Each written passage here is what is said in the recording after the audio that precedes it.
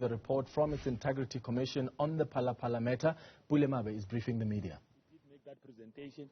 The Treasurer General did present the finance report. Just before we went, as we came back, so we presented before lunch. As we came back for lunch, we also received just an update on some of the developments in the country. More importantly, the energy issue. Sure, South Africans out there are as concerned as we are in the African National Congress about the energy crisis. They will want to know what is the position of the ruling party. They will want them to tell them that this is what is being done to permanently attend to all of this. Cadres of the ANC who are deployed in government are also serving in the National Executive Committee, especially those that are deployed to deal public enterprise, who deals with ESCOM as well as energy. The national chair is the Minister of Minerals and Energy, Mineral Resources and Energy, and Comrade Praveen is the Minister of Public Enterprises, which oversees SOEs, including ESCOM. So we did receive a brief on what is happening. The National Executive Committee will reflect on those challenges that are currently being faced by the power utility and pronounce themselves on the decisive actions required by our government so that we can give the people of South Africa certainty that we are dealing with the issue of generation permanently. We are dealing with the issue of energy security across permanently. So as you came in, National Executive Committee members were expected to start that discussion. They've already received a report. We'll reflect on that. And by the time we rise as the NEC, we'll be able to communicate a message that must not just give our people hope, but must also outline the steps that we are undertaking. If there is a single threat to the ANC's hold to power and governance to the people of South Africa, is this energy issue. We have to deal with it as an urgent priority. It's not something that we need to look at tomorrow. No, we have to deal with it today. The people of South Africa have to know that in the next few months, in the next day, in the next weeks, this is what is being done to attend to the energy crisis. It undermines investment. It undermines economic growth. It undermines the introduction of new industries. The things that we have said we want to do in our own economic recovery plan, some of them won't be able to be achieved and sustained if we do not deal with the energy crisis. So we assist with this matter. It is on the agenda of the Special National Executive Committee. We will be able to communicate to yourselves on the steps that have to be undertaken. And these steps include everything overall: human resources, infrastructure, investment, Zwabzololo, alles. So all those things are on the agenda of the National Executive Committee. So we're dealing with those. We'll receive the reports of the Integrity Commission as we earlier stated. Like I said, that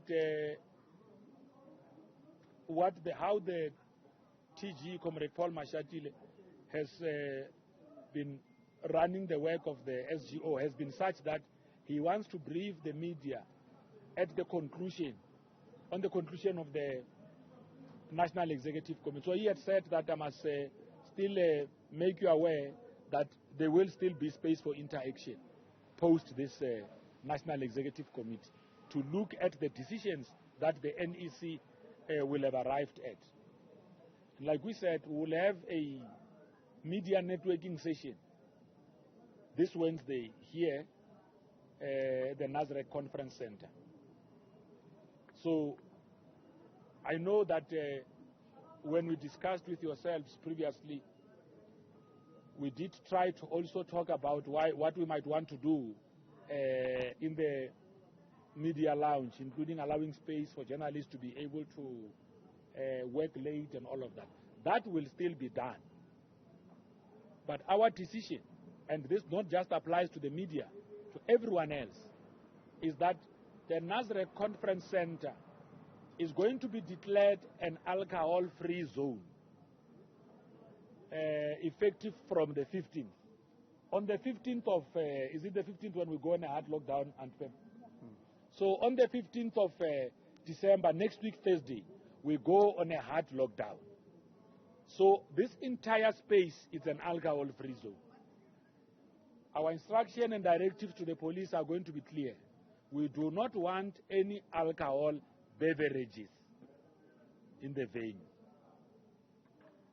So if people want to have something, just make sure that you don't do it on the day that you will be, or you can be able to hold on yourself, behave yourself well.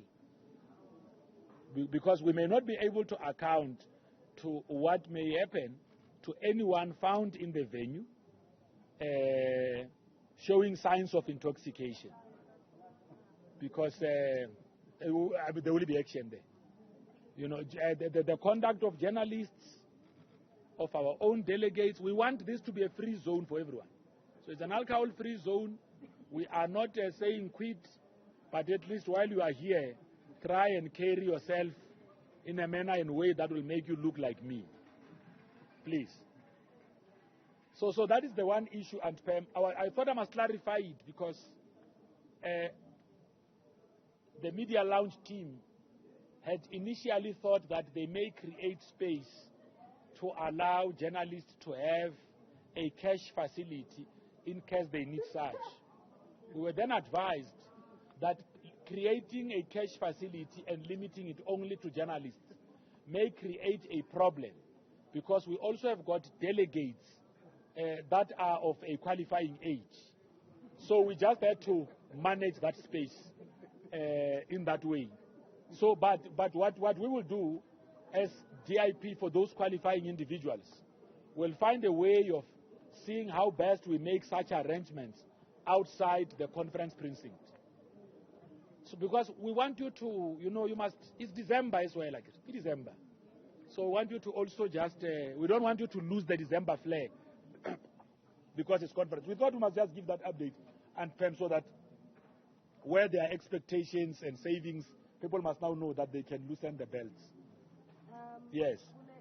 Just quickly, is there a possibility that the Integrity Commission reports won't be processed today, given the fact that you've now added something new onto the agenda, which is the energy crisis? No, but I don't know how the energy issue, which is a current affairs matter facing the people of South Africa, would conflate with the Integrity Commission. No, I'm answering. Is there a possibility, because you didn't mention it earlier, so I'm following the program that you presented to us earlier on today. There was no mention of the energy crisis. Okay, that's fine. Okay, I will want to follow the structure of how you want me to answer. So what I was trying to do was, I was answering that it is not possible that the discussion on energy can take away the time. I'm sure that we are raising it on timing. That are you going to have enough time to deal with all the issues? You are right. In the morning, I did not mention the energy issue. But it is an issue that, South Africans will be surprised. Members of the ANC will actually be shocked that the ANC had a meeting and did not even reflect on energy. This is current affairs. It affects everyone. Well, because I'm with yourselves outside, I don't want to speak with greater certainty. If there are changes to the program, I will make you aware. It's a fair question, but I think it just requires that one confirms. If there are changes, we'll make you guys aware. Yes? Okay, did the meeting discuss any reconsideration of ESCOM executive? ESCOM has been reconsidered already. What about the executive? And then can you give us details on the presentation of the minerals minister and the deputy minister to the NEC? What did they say to the NEC regarding this crisis? Okay, I will come to you, Natasha. These discussions are ongoing in the meeting. What we do not do ordinarily is that unless we do a presser where we invite cadres who presented to the NEC to come and be the ones that preside over such issues, what we will do ordinarily is to be able to talk to decisions, so that we don't misquote or misrepresent issues, Tando. Well, a discussion is ongoing. A discussion is ongoing, and as you know, the NEC is not televised. If I was inside, I would know. So I don't know where in the program are they. But I can tell you now, what you were, as you were coming in, they just finished that presentation. As we speak now, members of the NEC are engaging with those presentations. So at the end of this meeting, we'll have a decision that we can communicate. Does that assist? Yes, Natasha, and we'll come to Lucy. Those 16 members have now returned to the ANC. You're asking that a matter over the ANC litigation. Guys, is this something that you're open to? Okay. Okay, now, who are these 60 members? Because I don't know. Is it 60 members from the Northwest, No, from Deep Slot? ANC members. It's just a mix. People Isaac Mashaba,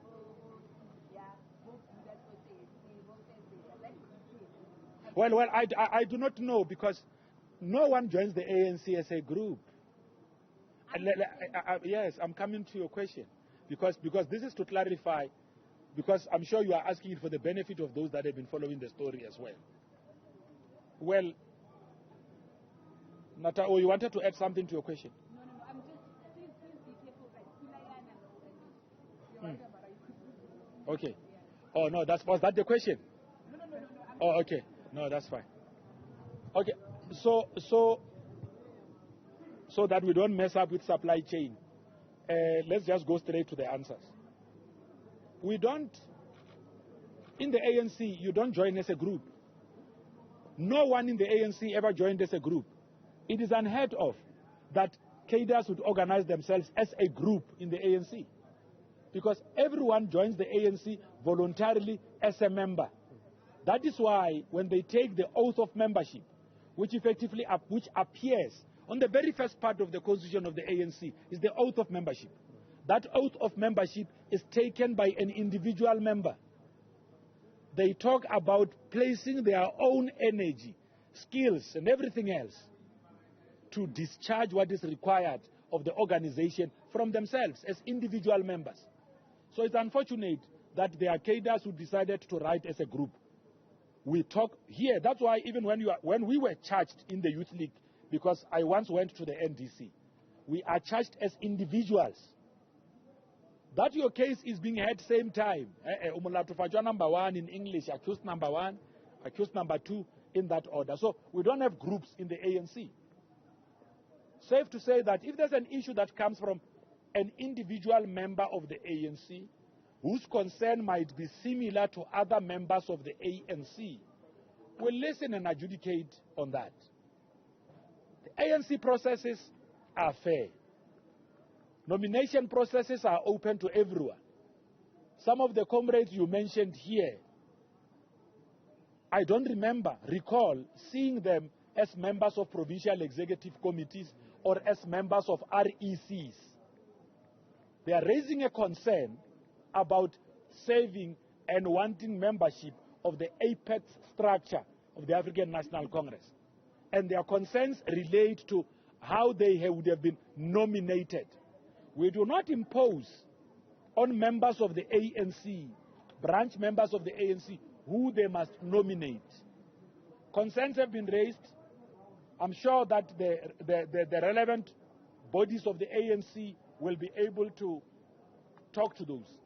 My plea to yourselves in the media is that know this: we don't have groups in the ANC, because the SABC has entertained a group. That's why when you ask us a question, you are asking us a question about a group, because you decided to give people who are not leading structures of the ANC a platform. The media must be aware and careful not to do that, because when you do that, you are now becoming part of ANC processes.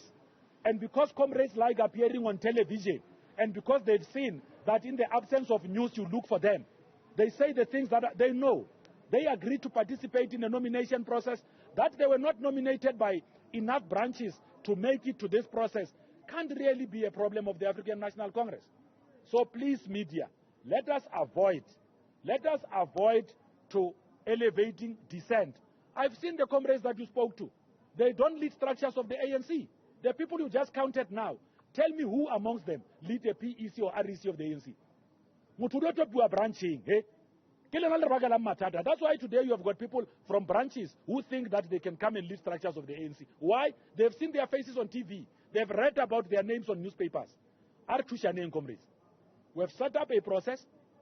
Cadres of the ANC know exactly what needs to happen. If these comrades came to the ANC, we'll be able to address them. Some of them know that the things that they are doing are not in keeping with the discipline of the organization. Comrade Khalima did not know who's going to be nominated to be in the NEC of the ANC. The Electoral Committee didn't know that. They are simply reflecting on the outcomes of branches.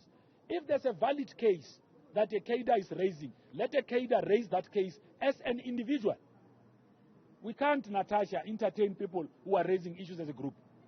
Well, you have entertained them. I've seen them today on Morning Live. In the process, they are even insulting members of the Electoral Committee. Now, my appeal to them, I'm going to come to you, Sisbus. My appeal to them is that if they've got genuine concerns, or even individual member of the ANC believes that, by the way, we can't stop cadres from standing if they believe that they qualify to lead the ANC.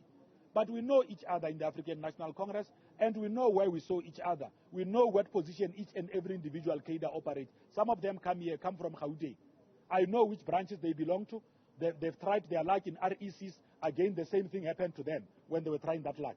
Luck was not on their side. Now they are trying to push that luck to South Africa. It's not going to happen. You can't try in a region, get donors there, and try elsewhere, and think that things might change. No. We can't do that. Let's respect processes of the ANC. You have spoken to structures. If there's an issue to adjudicate, the relevant bodies will adjudicate on that, and they will be able to talk to an individual member, not a group. An individual member must say, I am Pule Mabe from Ward 96 in Johannesburg, Havana City Branch, Zone 14. I know that I was nominated by 17 branches. I'm worried that my name does not appear.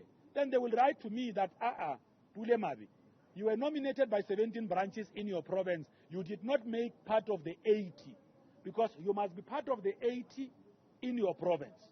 And then overall, when they take all of the 80s, so it means you must have been nominated by the Youth League. So the Youth League will count for a vote.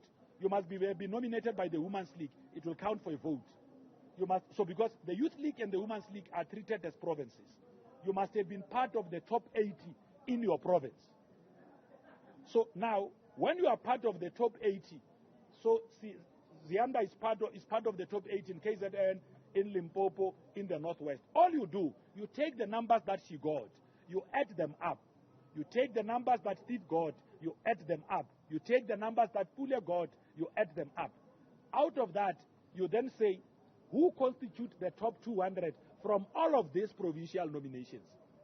Once you have arrived at the top 200 from those provincial nominations, you then publish your list of top 200.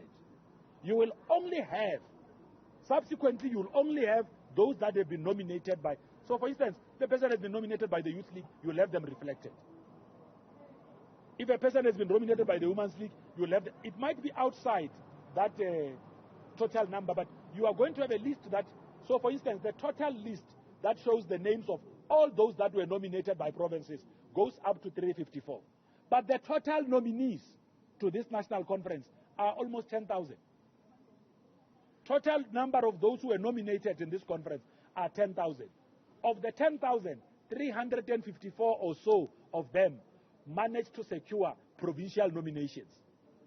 Of the 354, the top 200, who, in terms of numerical balance, were then published there. So, if these cadres wanted to understand this principle, they should have engaged with the ANC for it to be clarified. The Electoral Committee clarified us on this.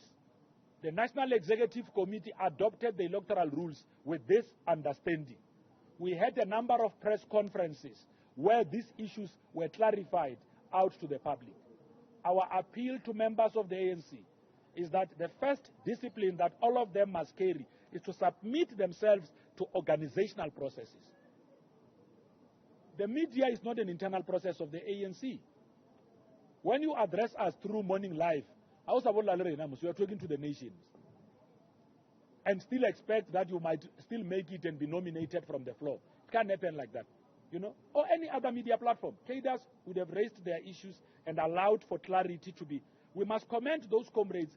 I will come to you, Wusi. must commend those comrades who came to us. There are comrades who came to us. For instance, Comrade Paseka, they spoke to us. They raised the fact that their names were included on those lists without their own knowledge. They called me, and when they called me personally, I then called the Electoral Committee to make them aware of some of the comrades that had reached out to us on this question. The Electoral Committee themselves also sit with the names of others who have said that their names have been wrongly added on the list. So we'll deal with this issue at the correct platform where it belongs. Yes, we see. This morning you made a commitment that you would find out more about the reports that are going to be tabled by the Integrity Commission. Have you been able to find out whether Israeli keys their matter in terms of the digital vibe is going to be one of those reports that is going to be tabled at this special NEC, and if you can tell us about a few others if you have been successful in your attempts to get that information? Well, I will establish. I think the question that Sianda raised is relevant as well, because timing, we'll only know at a point when they present what they are presenting to us. So we don't know as yet, because they've not presented. Remember, she asked a question that given the fact that you are now dealing with the energy issue, are you sure that you'll still be dealing with that? So what I will do, as I go back inside, I can establish, and because you are still within the conference vicinity, come to you specifically and give you an update. But if others want another similar update, we can, Steve is here from our media relations team. We can always come and give that update. I can go guess, don't want to guess and say things and then tomorrow I'm quoted out of context. Okay. I'm sure we've clarified all of your questions, Natasha and everyone.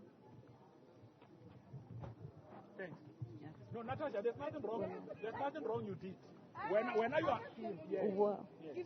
Well, that's the ANC national spokesperson, Phala Phala. He's just concluded a short briefing, basically to give an update on what's happening. So the NEC members have concluded their lunch, and as you've heard, they're going to be dealing with the energy crisis and the escalation of this energy crisis. Two ministers responsible then for the stability of energy in our country. That's the National Chair, Gwede Mantashe, as well as the Department of Public Enterprises Minister Pravin Gordhan. And there's also been, speculation that's rife that perhaps there will be a reconfiguration of the executive at Eskom. Phala Phala not really being drawn on that, on that aspect, and what the fate of Andre de Ruyter may or may not be at this stage. But also critically not able to commit to the fact that the Integrity Commission reports will be dealt with. He's saying, well, as far as he's aware, the program remains in place, but